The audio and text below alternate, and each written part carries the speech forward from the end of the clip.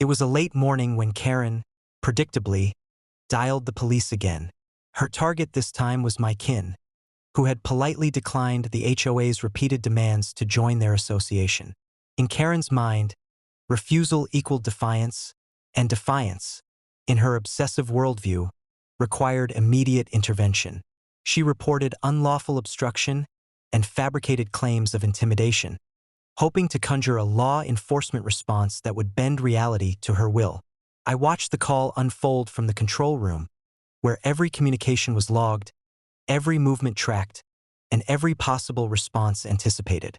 The HOA had grown careless over the years, assuming that repetition and panic would override preparation. But we had documented their previous tactics extensively, and any call she made now was already a trap for her. Minutes later, officers arrived at the edge of our property, moving cautiously along the tree-lined driveway. They were unfamiliar with the terrain, yet carried themselves as if they knew the law, though they had been misled by Karen's urgent reporting. It would take only one glance to realize the full context. Karen, standing near her vehicle, was frantic. She waved her arms, shouting instructions to the officers. "They're refusing membership. They're breaking the rules.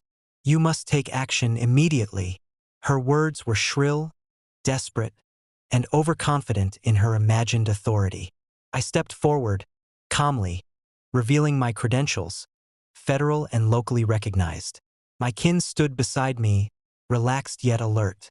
Their demeanor contrasted sharply with Karen's panic, the composure of those who understood both the law and the tactics required to enforce it. The officers hesitated. Karen had expected unquestioning compliance, but reality hit immediately. My kin and I were not ordinary residents. We were prepared, legal, and trained to handle attempts of coercion. My credentials alone were enough to halt any unilateral action by the officers. Karen's frantic insistence no longer carried weight. "You are here under false pretenses," I stated evenly. "No law grants the HOA the authority to compel membership. Any attempt to coerce or intimidate will be documented and acted upon." "Step back." Karen's eyes widened, a flicker of disbelief crossing her face. She had assumed her phone call would automatically translate into immediate control over the property. But she hadn't anticipated the presence of credentials, training, or preparation. Her imagined power was evaporating by the second. The officers, now fully aware of the context, positioned themselves neutrally, neither taking sides nor engaging in unnecessary escalation. Karen's panic grew, her voice rising even as she realized the futility of her actions. "You're lying. You can't do this. They have to comply." I shook my head, calm as a still lake. "Compliance is voluntary when the law is observed. You may not enforce HOA rules on private property without proper authority.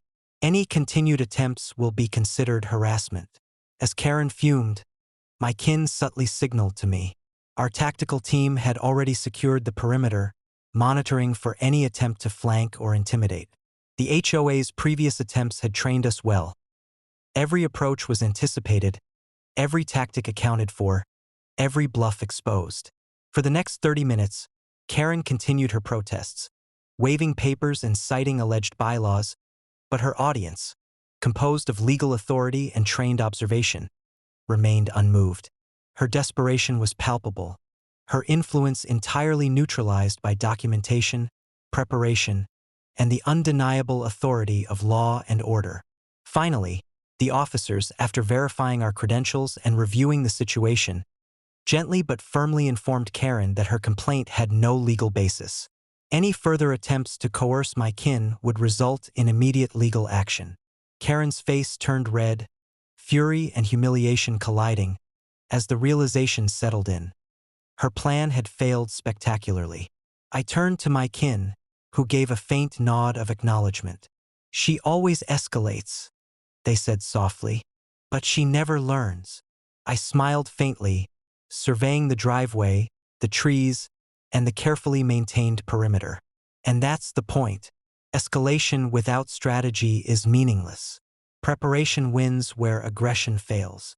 Karen retreated to her vehicle, still muttering threats and grievances, but her ability to influence events had been stripped away entirely.